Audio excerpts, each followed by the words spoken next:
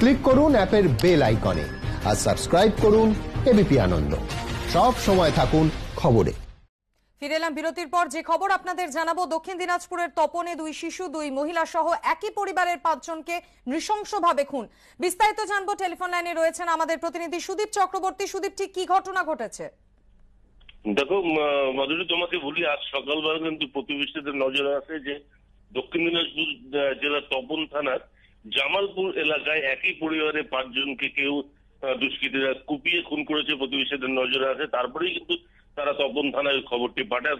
ঘটনাস্থলে কিন্তু এই মুহূর্তে পুলিশ এসে পৌঁছেছে।